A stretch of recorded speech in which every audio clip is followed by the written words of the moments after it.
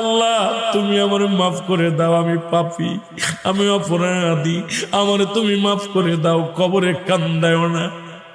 আল্লাহ মানুষের প্রথম বিপদ হলো মরণ, দ্বিতীয় বিপদ হলো কবর, তৃতীয় বিপদ হলো কিয়ামতের ময়দান।